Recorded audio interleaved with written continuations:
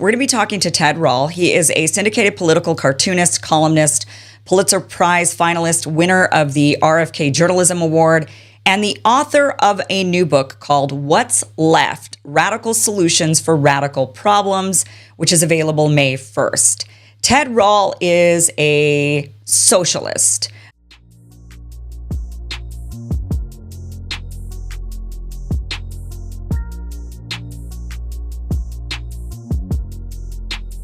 Welcome to What's Left, a weekly political discussion challenging the mainstream left. I'm Eduardo all the way from Mexico City with co-host, teacher, and socialist Andy Lipson from Oakland, California.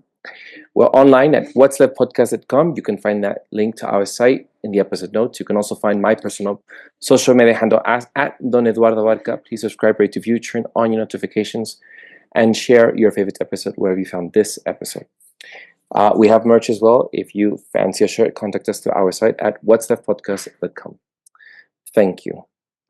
So, today we have Ted Rall, editorial cartoonist and columnist, author of What's Left. Welcome. Thanks for having me. Appreciate it. Great. All right. So I think we should get started with what we're doing today, Andy. First of all, we're going to be interviewing Ted Rall, who I found out through an interview with Kim Iverson has written a book called What's Left. Although there it is. And the top of it says, never mind the Democrats, here's what's left. And we put it as a question. You assert it as a statement. And then what's underneath the what's left? Radical solutions for radical problems. Right. And I was like, what the heck? At first, I was a little bit like, wait, he stole our name.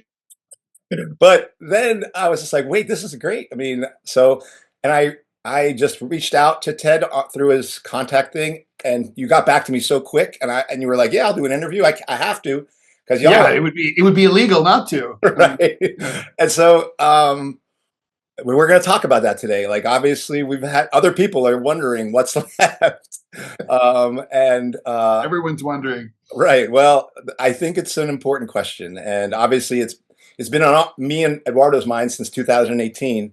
And I'm sure it's been in some ways on your mind that long as well. A long time. Yeah. Yeah. So I think I already told you maybe the first question I was going to ask. And I was talking to Eduardo about some of the questions. You're not just an author of books. You are a political cartoonist. And I have recognized your name from that. And a pretty funny one, like a funny political cartoonist. So I'm curious if you could give us and our audience some background on like who you were that made you that political cartoonist, that made you the person who would write a book like What's Left and be pretty explicit about the R word, revolution. Like many people have given up on that word. And so for me, when people use that word, that's important. So I'm kind of wondering if you can. Our only hope. Yeah, well, I agree, but thank you for saying that. So maybe tell us how you understand how you're kind of your past that kind of brought you to this moment. Well, obviously, this is, in some ways, I'm like the worst person to answer that question. It probably should be someone who has, knows about me from the outside. But I grew up in the Rust Belt in southwestern Ohio, near a town called Dayton that was completely gutted by deindustrialization and deunionization and so on. My mother was born in France, working class. She was a high school teacher here in the U.S. I grew up, just with my parents got divorced when I was very young, when I was less than 2, and I remember maybe like my first, my class consciousness kind of came from that experience because my father was very well off and my mother was not. And we grew up poor. We weren't really sure, if and when we were going to eat, when I was a kid. And I remember just thinking like how arbitrary it was when I was a kid that like, if, it had nothing to do with me. My parents got divorced when I was, 20 months old. But if my parents hadn't gotten divorced, I would have been raised, in upper middle class, almost wealthy, and instead I was, was basically working poor. And I was like, and so that got me thinking like, about the arbitrary nature of capitalism and how, through just an accident of birthplace, birth time, race, gender, any number of other statuses that have nothing to do with anything that you decide, that's going to determine whether you're rich or poor, and that can't possibly be a fair or a just system, right? I mean, it's like, and I think that was the beginning when I was a kid. I was just thinking, and then I started thinking about all the people who were in, even worse situations than I was. And that's where it all started. I kind of got into political cartooning when I was in high school. It was still going gangbusters. It was the late 70s.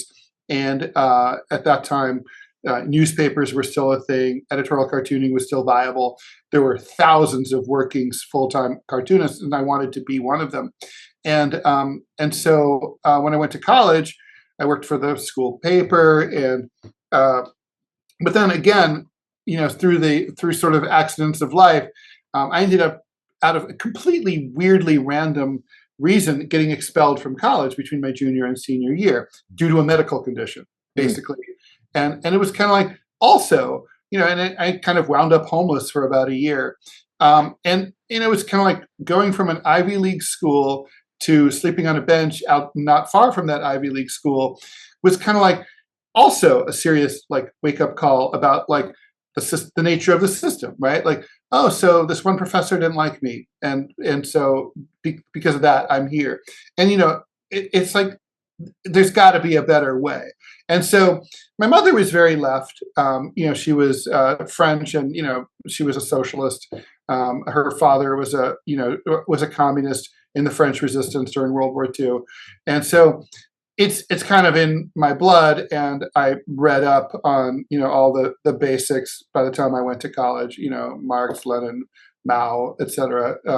Trotsky, blah blah blah, and so that's been that was kind of sort of the basis. After I got my I managed to get on my feet, I ended up working on Wall Street for the late really into the late 80s, into the mid 90s, because it was the only work that a college dropout could really get in New York City. And they were like, as one of my bosses said, well, we figured you were smart enough to get into a school. We don't really care that you got thrown out of that school. And that was, up until that point, I'd always assumed that capitalism was rapacious but very effective and efficient and adaptable. And working at the Industrial Bank of Japan and Bear Stearns, which is a firm that went under in the 2009 subprime mortgage crisis, it woke me up to the fact that there's so much. It's not even an efficient system, right? It was like there's so much ego and again, arbitrary bullshit kind of attached to it, that also was like, wow, it's not only evil, it doesn't even work particularly well. And even within its own constructs, even within its own rules. And so that's kind of like I'm giving it, we don't have all the time in the world to talk about my political orientation, but that's kind of like where I got where I am. And things have been, certainly I question myself and my beliefs, and I've gone back and forth from thinking that like, oh, you have to work within the Democratic Party versus like giving up on it entirely and realizing that it's completely hopeless. I came to that conclusion, years ago, that it's just, you can't come to any other conclusion. They don't want us. It's not a big tent party, and you can ask Bernie Sanders if you don't believe me, whether it's a big tent party or not. So now the Democratic Party is in ruins and tatters. I mean, I'm not saying it can't, reform and recover. Certainly, parties in American electoral politics have, but it's a great opportunity to sort of to use this moment in history and say, look, the bourgeois left has failed. The bourgeois liberalism has failed you and given you Donald Trump. And if it had not given you Donald Trump, it would have given you Donald Trump anyway, because Kamala Harris is Donald Trump. Joe Biden was Donald Trump. So this is like, it's a teachable moment, and you don't always have that moment, where people are maybe open to paying attention. So I don't think we're at a revolutionary moment yet in the United States anyway, but it is definitely, this is a country, it's probably unique, close to unique among developed electoral democracies in terms of having no appreciable organized left parties. That's crazy. That's just not true in any European country, for example.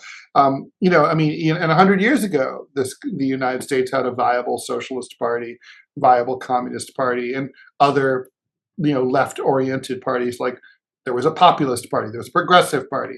All those things are gone, and it just seems completely hopeless. And yet, and this is kind of like one of the foundations of my book, the Gallup poll consistently asks America if they have a favorable view of communism or capitalism, or socialism or capitalism. And consistently, American voters say they have a favorable view of socialism by about 40% of the voters. And if you think about like how marginalized socialism, the idea of socialism, after the Cold War, the Red Scares, the Palmer raids, all that stuff, and still after all that, 40% of mainstream generic American voters have a favorable view. Doesn't mean they would vote for it, but they have a favorable view of socialism. That tells you that it's really powerful, and that there's a way in there. With the right ideas, with the right messaging, with the right organization. And so that's sort of like, where I'm coming from these days. Well, I think you've evolved from maybe just the circles you were with on the left side, and I don't know, maybe was the 2020 a remarkable year for you? Anyhow, no. Oh, not really. No, I think for me, maybe 2008 was more of a remarkable year for me, because Barack Obama really kind of represented the sort of the last chance of the bourgeois Democratic left, Democratic Party liberalism to deliver. And he repeatedly chose not to fulfill the desires of his own voters. And to me, that was, it wasn't a wake-up call, but it was instructive how thorough it was, from the refusal to take advantage of a supermajority to codify abortion rights, to the refusal to push for a public option in the Affordable Care Act, to the refusal to push for a substantial increase in the minimum wage, and just on and on and on. To me, that was super. That was there's no one moment, but I would say, to me, 2020 was, it was, to me, part of a pattern, right? Donald Trump he committed electoral suicide in 2020 by acting like a maniac during the COVID pandemic.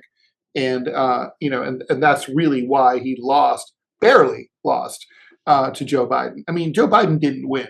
Donald Trump lost. It's important to understand that. So to me, it was like, well, okay, it's not, the binary aspect of these elections gives people a tendency to read too much into the results. But, so when you have 2-3% of the vote changing from one cycle to the next, how much does that really represent? The results might change, be dramatic in terms of the change in power, but it's not really a reflection of where the people are. It doesn't represent a radical change. Eduardo, do you want to follow up on that? Because I wonder if you asked 2020 for not the electoral reason, but for COVID, stuff like that. Do you want to follow up on that? Go ahead. Well, I think it was a mixture of, for many people, it's always election season is always very fundamental it changes the world of politics. But it was around COVID, it was around so many other things. But I think, Ted, you've answered it. So I don't know if you want to ask another question follow-up. I have a two-part. Number one is, so there's so many people who were revolutionaries or came into Marxist or leftist politics when they were younger, who when they got to 30 and 40 and 50 said, I used to think that, no, I don't. Like I've just met so many people. So it's rare that I meet people who were radicalized in their youth and stayed radical and in fact got more radical. That's me. To what do you attribute that? Because that's unusual, at least in the United States, in my opinion. And obviously, Yeah, like the famous quote by Benjamin Disraeli, right? If you're a communist if you're not a communist when you're under 30, you have no soul. right. If you're not, if you're you have no brain. If you're over 30, he was a terrible person. Anyway, yeah, no, I mean, for me, it's almost as empirical as politics can get, right? I mean, it's like, who could argue that capitalism is succeeding for most people? During I'm going to be 62 this summer. During my conscious life for the last 50 years, since the Vietnam War, the end of the Vietnam War, it's we have rising disparity of wealth. We have more homelessness than ever before. More people dying. I'm talking about the United States, but this is also true throughout the Western world. Yeah, there's more misery. People are working longer hours. We have declining life expectancy in the United States. I mean, that's usually the sign of a failing state, or like the Soviet Union or Russia after the collapse of the Soviet Union. I mean, this is not a healthy society. I mean, and it's hard to see. And I think when you look at the way the system is set up, it's not a bug. It's a feature. It's set up to be this way. It's intentional. It needs poverty and misery and hopelessness so that in order to keep wages down, create dysfunction, so that the supply of labor is affordable, or relatively affordable for capital. I can't see any grounds for optimism when it comes to the current capitalist system. It's not doing very well. I think maybe if we were in the 1950s post-war boom, it might be easier to see, well, this is like, the country's growing. Working class people are able to send their kids to college and buying cars and buying houses. But that's not the case now. It's easy to see how the system has. I mean, we've achieved a classic Marxist, crisis of overproduction is where we're at. And basically, the system makes too much crap and too many goods and services, more than you can consume. I mean, just think about like your internet life. You open your email, there's 1,000 people asking for donations, GoFundMes, buy this, buy that, rent this, rent that. How many people are offering you money? How many people are offering you a job? Or like, you go on LinkedIn, it's a job site. No one offers you a job. No one ever contacts you and says, I'd like to hire you. Nobody does. They're asking you for money. That's a sign you might be dealing with a crisis of overproduction. And my follow-up question, I think, will get us deeper into maybe what's left, and speak on any of these points I'm going to make. We started What's Left in 2018. Neither me, I don't think, and even Eduardo, I don't think. Well, maybe that's not true for Eduardo. I'll say for myself, I wasn't thinking about the Democratic Party in terms of assessing the left, because that was done. And I really wasn't even thinking of the Green Party, because I had given up on electoral politics. When I asked this what's left question, it was the revolutionary left. Had been in a socialist organization and left it because I had seen that it was undemocratic. And I got another socialist organization and I was kicked out because I wasn't willing to be disciplined around certain things. And it was like, okay, what the heck is going on here? Like, I believe in these politics, but those of us who believe in these politics are doing them horribly. And so the question for me around the what's left question is, why is there not a vibrant revolutionary current in the United States? Like like the newspapers that exist in the 20s. My uncle, who was like, would talk about the 20s like you couldn't wave a stick without running into a socialist or a communist. Maybe they didn't have exactly the same revolutionary politics I did. Maybe they didn't think there needed to be an insurrection, but that was the common parlance within the class. And there was a revolution. There were revolution organizations that seemed more meaningful and rooted. And so that's the question. When I asked what's left, it's like, why is that not stronger here? Because things were bad in the 70s. They got worse in the 80s. They've gotten worse and worse and worse. And yet that has not accumulated. In fact, it's going away. Like, one would imagine that such a current should accumulate, a bitterness and anger in the form of anarchism and communism and people who are set on taking the system down.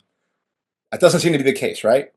Secondly, I think another thing that's come to me is when we started What's Left, I thought of only building the left.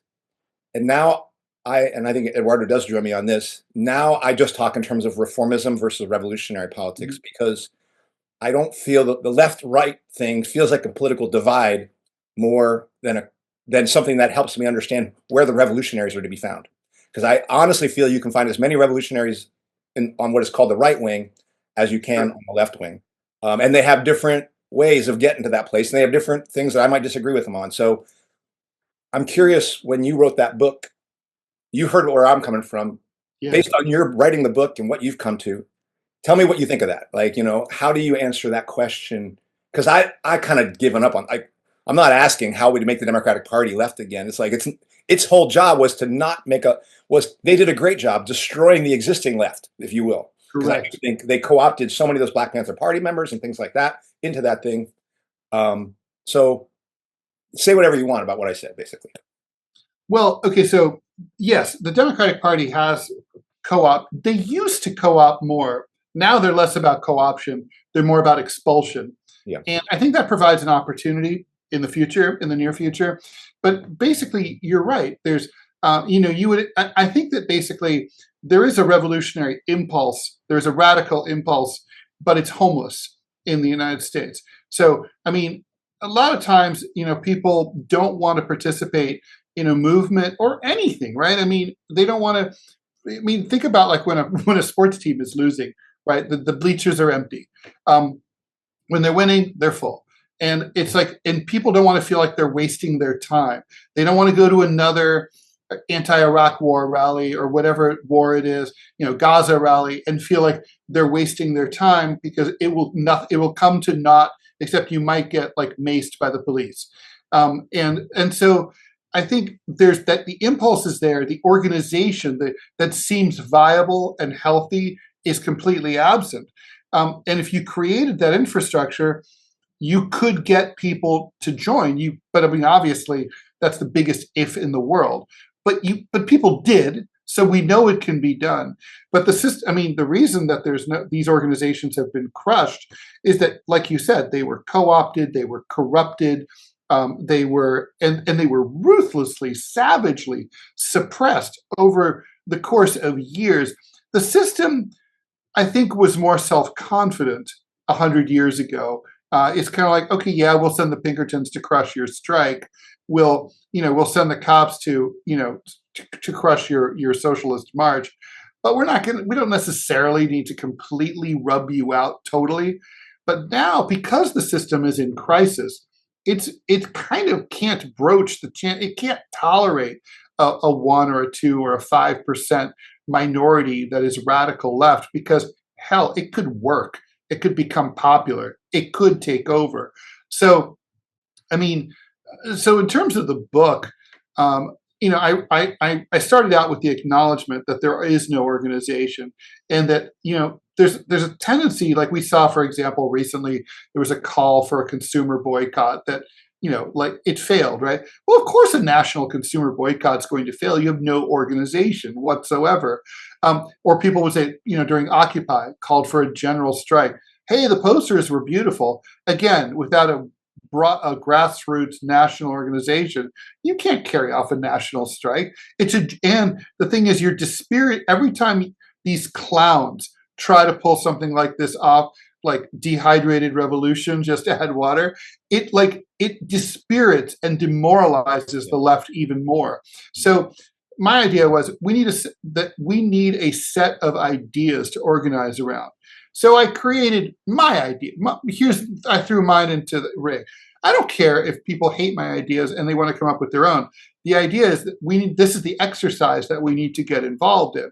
Like, we need to have a program and say, these are the things that we, until the revolution, we demand reforms that we know that the capitalist system will deny us. And by denying us, we will expose them to the fence sitters and the moderates, and as the right-wing, oppressive, capitalist bastards that they are. And by asking for things that are really reasonable, like, hey, let's spend less money on the military and like house everyone, and let's spend less money on tax cuts for the wealthy, and we can send everyone to college for free because they need that in order to get a job, and so on. It's like, these are all eminently reasonable demands. If the minimum wage had increased at the rate of official inflation since 1970, it would be about $30 an hour. The average American worker has doubled his or her efficiency, or his productivity in that 50-year period, which means really that it would be completely fair to have a $60 an hour minimum wage right now. Now, that sounds shocking because we've all been, obviously, we've been propagandized into accepting less than we ought to. But the point is, so I call for a $60 an hour minimum wage, and I explain why. The whole point is, you can't the left shouldn't negotiate against itself. The left should be radical. It should push for what's real and fair and reasonable. And knowing that these reasonable demands will be rejected will help radicalize the situation. But it's a brain exercise. It's basically the book. I'm a revolutionary. The book assumes a reformist posture, and I say that in the book. It's like, look, we need a revolution. We're not going to get a revolution until we get a revolution, and I don't know when that's going to happen. It's like Lenin said, the job of the revolutionary is not to make revolution; it's to recognize revolution when it happens. And that's so that's I think where we are. But I am optimistic that the revolutionary impulse lives in people's hearts, and it can be activated, and it will be activated. I don't know if we're going to live to see it, but it can be, and it will be. This system is untenable. It will collapse, and what I'm afraid of is that it'll collapse, and we'll end up in some kind of fascist hell, rather that emerges from the ashes, rather than a revolutionary regime. Eduardo? You have another part to your question, and oh no, that was the second part. My first one. Was it? I don't know if you want to touch on the left-right. Oh yeah.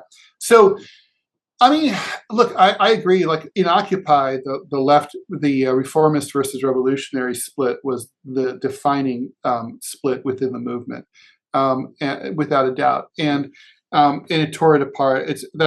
We've seen that over and over in leftist politics over the years. I would argue that reformism is inherently not leftist. It's like, what is the left? The left is the call for emancipation of the oppressed in every respect. Well, what good is half emancipation or 14% emancipation, right? You're either free or you're not.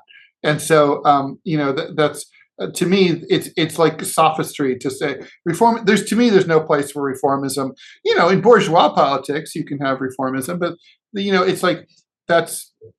I guess maybe if again you had an expanding, successful economic system that was reasonably able to share a lot of its proceeds with the masses, you might, you could credibly sell that to the public, but that's been a long time since we've seen that. I have a sort of a different question now. Ted, we're on sort of the left, I suppose, but critical of the left. One of those criticisms that I have, and why we even started this podcast, was because of cancel culture and so much of policing speech in the way that we organize ourselves or talk. And the political discourse was always about how to say things correctly. And I think that put off a lot of people. What do you have to say to that? Eat that shit. I have a whole chapter. One of the early chapters in the books talks about that, and basically, it's like, look, obviously, you shouldn't insult people. You should call people what they want to be called. That's all. That's a given. That's really courtesy. But it's like, if you're spending all of your time policing people's language, and to be radically reductive, their pronouns and so on, and you're not, and that's the main event, and you completely ignore class consciousness. Well, I mean, you're kind of you're doing bourgeois politics, and you're completely distracting from the main point here. I mean, if you think about like disadvantaged groups historically, and you see the changes in their fortunes, they're tied intimately to their economic situation, right? So, for example, the status of gay men in the United States has improved dramatically over the last 50 to 100 years. And also, so has their income. And that's not a coincidence. Meanwhile, like the status of, say, African Americans, Black Americans has not improved as dramatically. And why? Because also their incomes have not improved dramatically. They've been denied wealth, redlining, all that stuff. And so, it's not. I don't want to be so reductive as to say, if you just solve class, then all this other stuff comes along. But that's truer than just focusing on these other things at the expense of class. And that's unfortunately what, like, cancel culture and stuff like that is. It has fallen into these traps of, if you have, a political ally, and let's just say, for example, it's a person who's like, they're a terrible boyfriend, and like they cheat on their girlfriend, but they're a good leftist. It's kind of like, is that the business of the movement? Like, it's not. Like, they might be an asshole, but it's like, it's not really. That's not the rabbit hole that we should be disappearing down. We have big things to do. We're trying to overthrow the state. I mean, it's like, do we have time to be policing people's relationships? I mean, or like, so obviously, you want to, be completely pushing for the emancipation of women, ethnic minorities, and so on, trans people, etc. That's, but if you're only focused on that, and you don't have any economic analysis whatsoever, I think you're missing the point. Yeah, and I want to add to that, because it's not just a question of like, it's not just a moral question, but it's a political question. Like, I felt the left as it was keeping itself in a state of ignorance by not allowing differences, in the same way that Trotskyists wouldn't talk to Maoists, wouldn't talk to anarchists. It's like, you are literally, because we all then keep in our little silos, and we actually are, like you said, if you're going to take over the state, these questions about how to do it, or what the state is, or what political point, what politics do we need, are going to have to be discussed. So everything has to be open. And I want to take the question that question around transgender rights, because we have another person who's on What's Left, or had been on What's Left. She left for a time being. She's an anarchist, a revolutionary, a feminist, and she disagreed. We disagreed. She and I disagreed on this question around transgender. Like, for her, if somebody who was identifying was a person, it was born a woman but identifying as a male, said use this pronoun, she would not do it. She wouldn't do it because, as a feminist, she felt the transgender movement was like kind of an attack on women. That's where she was coming from. I didn't agree with her, and I don't have that same viewpoint. But hearing her speak that viewpoint was like, oh, I get why you have that particular thing around. Sure. There's a reason a person can have, and so we have to hear each other out here. Like, and that's just the reality. And like, I may have a particular position around open borders. I'm for open borders, but I know my mom, who is not a racist, doesn't agree with me. Right. And so there's a reason for those sorts of things. And so that has to be able to be brought to the fore, and people have to know what political questions are central to us working together and what are kind of not central or may become central later. Because if we get surprised by that shit later, it's just going to blow us up then, instead of now. And I do think it's not just live and let live. It is like, know who your comrades are, know what they believe, because they're not going to necessarily believe the same shit as you, and and you shouldn't think they have to. And so that to me was how self-censorship and censorship was, in my opinion, killing a movement. It wasn't just the principle of freedom. It was like, actually, we're hurting ourselves by cutting us off from good reasons, not ones I would agree, but reasonable reasons why people could take a position that someone would call racist or sexist or anti-trans. So that was meaningful when I ran into people who, for me, are revolutionaries, but had a completely different way of looking at the question about why, and came up with different conclusions. Yeah, no, I agree with that. I mean, we're out here on the left. We're in the political wilderness, right? I mean, we're SOL. We're starting from scratch here. We need everyone on board that we can get, right? Anyone who's like slightly reasonable to work with, we've got to. I think about the example of the French Resistance, where communists fought the Nazis alongside monarchists. Or in the anti-Soviet jihad, Shah Massoud of the Northern Alliance organized all these disparate tribes and political movements, and he famously toasted them all with a cup of tea. And he's like, first we kill the Russians, then we kill each other. And it's important to keep that order straight. And everyone toasted to it because they all understood, like, yeah, one thing at a time here. We can fight over the spoils after there's some spoils to get. But right now, like, we've got to overthrow, the capitalist system.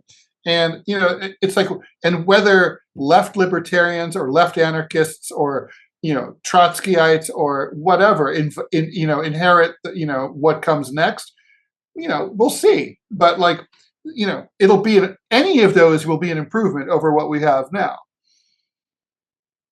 This is something that we've been talking about recently, about in terms of how do we go from where we are? What are the steps? How do you see?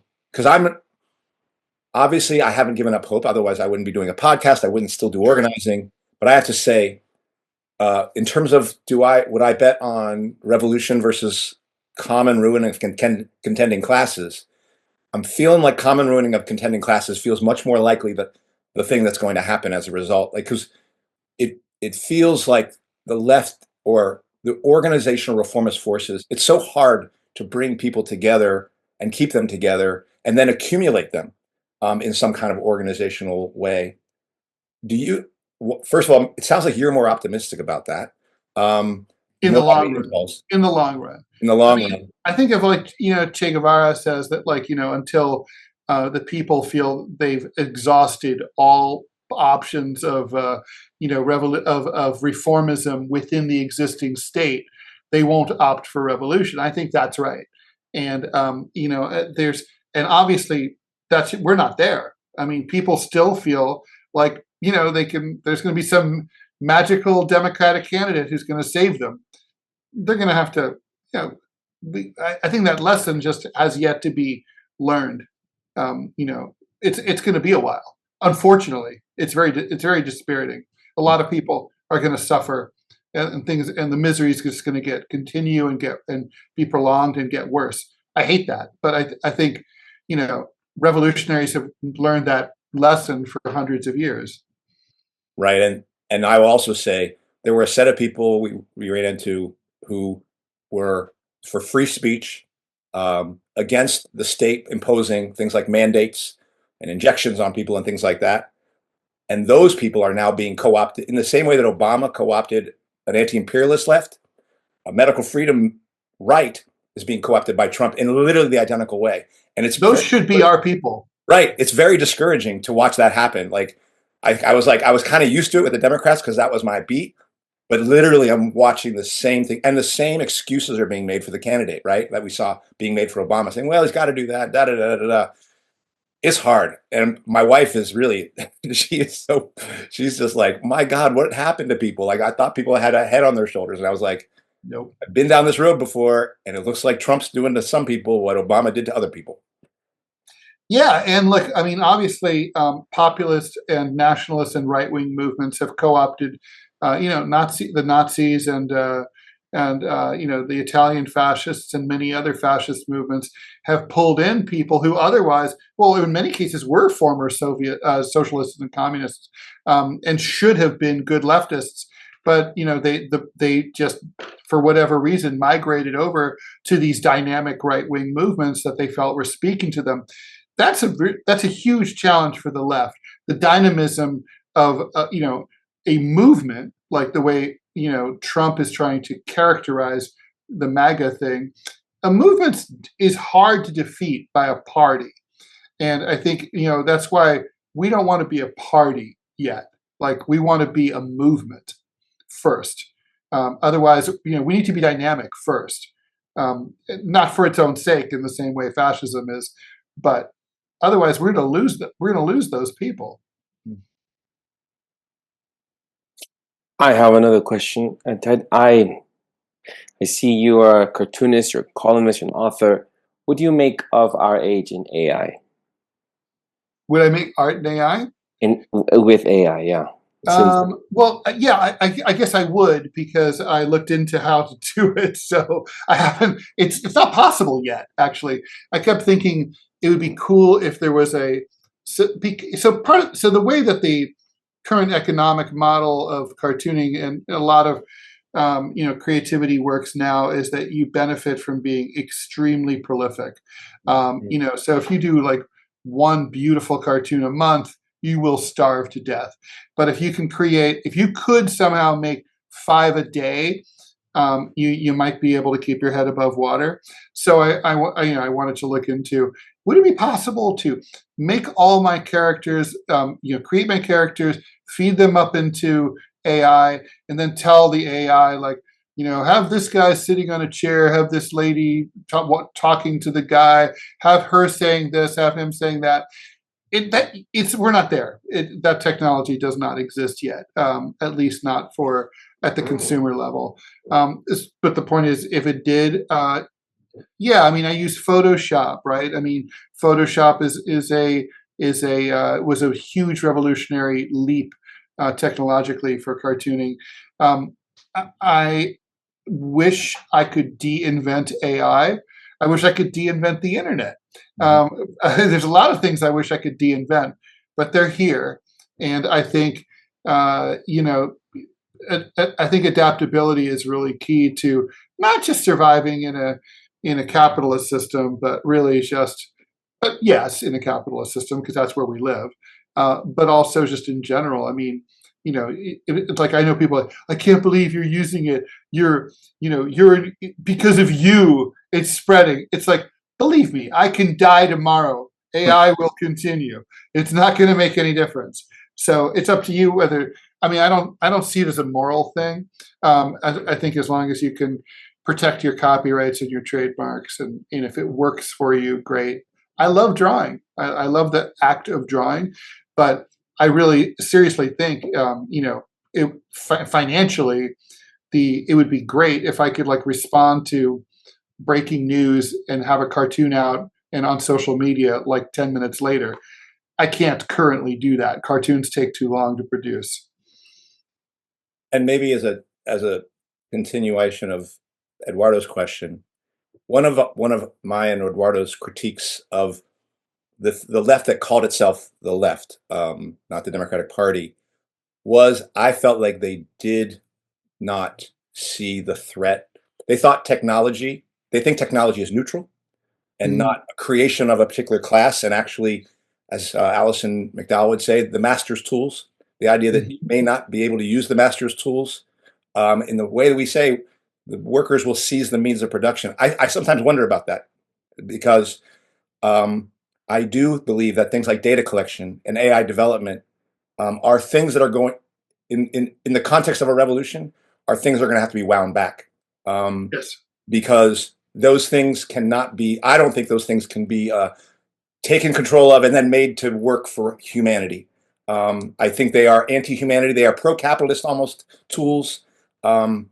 And I don't know how we're going to do that, but I don't see a way around it. And obviously, revolution is a big bite, right? That's a big bite out of a pie right there when you say we're having a revolution. But those are some of the things.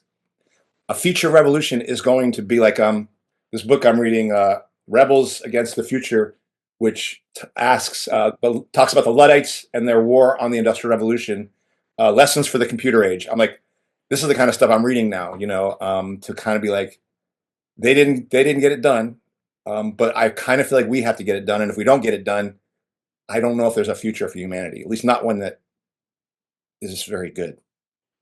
Well, I think, I mean, if we have, this is where I'm going to be accused of statism, but I do think you have to have central control. I had a boss who one time said, we are defined more by what we don't do than what we do. And that's true about any business, right? It's true about any individual. It's true about any political movement. And I think, there's lots of things the capitalist system refuses to do. Okay.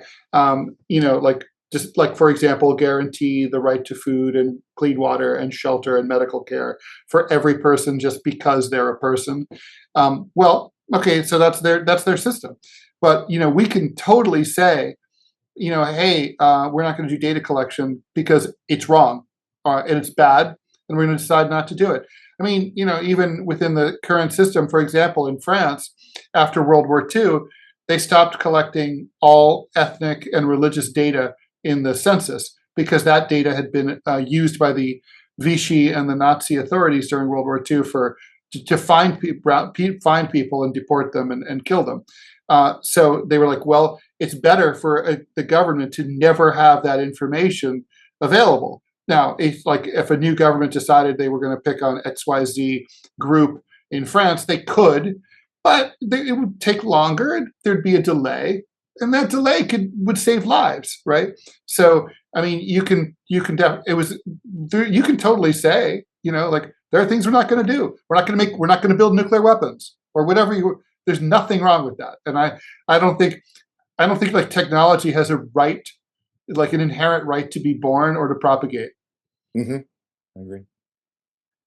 Did you have another question, Andy, before And I think probably after this next question, I should. Yeah, you might be wrapped. It's like in an hour. Eduardo, do you want to maybe ask the last question, and then we'll just do our thanks? And I mean, I've got my questions answered. I think I was listening to Kim Iverson, her interview with Ted Rall, and I was very excited to have us here. I appreciate you being here. I think what maybe you could share with us is, you think this coalition between the right and the left could be possible for us in the future, since I think that's what the hope will be in movement. I would like to think so. I mean, because I have so many like right-wing friends, and it's frustrating because so do I. 70 or 80% of what we agree on so much, right? But the 20% are serious sticklers, like xenophobia or racism, or anti-Semitism in the case of some of my friends. And I'm like, okay, well, that's, those are deal breakers. And so the thing is, it should be possible to, maybe we can form at least alliances of convenience, like the Shah Massoud thing, at least to overthrow the state. I mean, these are a lot of them are working class people who have at least some level of, maybe in some cases, a high level of class consciousness. And they have a distrust of bourgeois liberal elites, which so do I. And I mean, there's a lot of commonality. It might not be that we can ally with them just because the ideological divide is so stark, but it is frustrating because you're just like, but this could almost work. It's like getting into a relationship with someone and you're like, if it weren't for this one thing, we'd be happy together, but maybe that one thing is too much.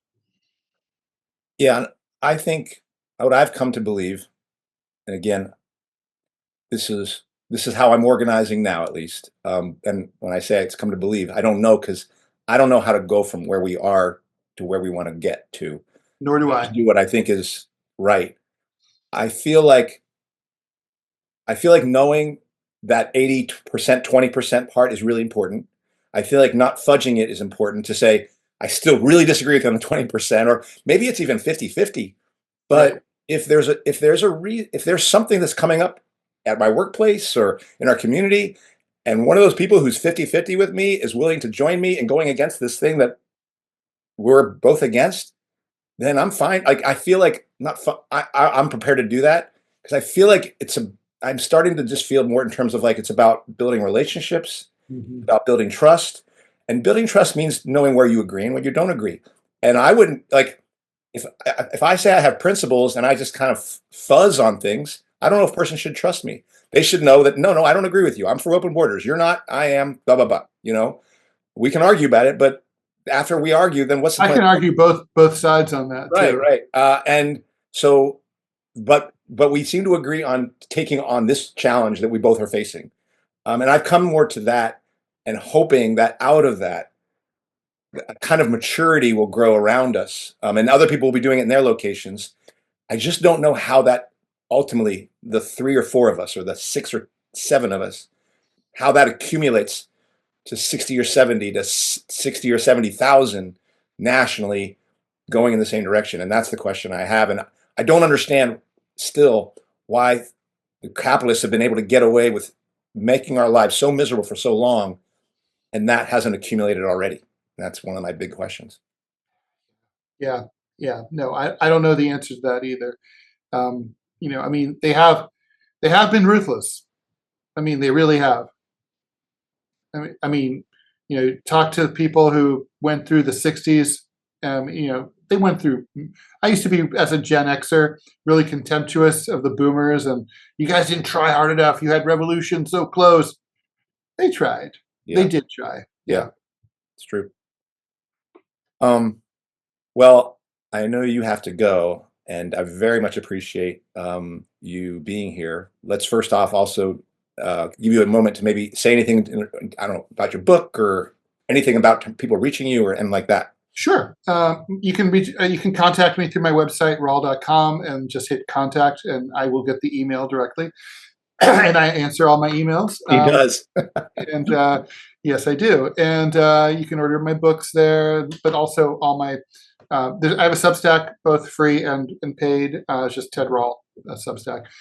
My new book is out. You can order that through the website, or it's a little cheaper on Amazon, but then it's going to the man. And that's about it. Oh, I have a podcast, the TMI show, Monday through Friday, 10 a.m. Eastern time, 7 a.m. on the West Coast, and that's on YouTube and Rumble. And TMI is too much information? Yes, although we call it the Ted Manila Information Show because Ted and Manila. All right. Thank you so much. Yeah. Well, let me just take us out here. That does it for this week's episode. What's Left is a weekly political podcast / channel challenging the mainstream left. We post information about our topics and our guests on the episode notes wherever you found this episode, or on our blog on whatsleftpodcast.com. You can find past episodes to this podcast / channel there and connect with us. I remind folks, if you like anything you've heard here, please subscribe, rate, review, turn on your notifications to any of our platforms on Spotify, iTunes Podcast, BitChute, Odyssey, YouTube, Rumble, or Telegram. You can also find that on our blog and any of those links in the episode notes. With the end, if you'd like to give us feedback about something you've heard or suggest something for us to cover, contact us through our blog. I'm Eduardo Barca with co-host Andy Lipson. Thank you very much for being with us as well, and we look forward to checking out your site and your podcast as well. Thank you. Thanks, guys. Ciao. Bye.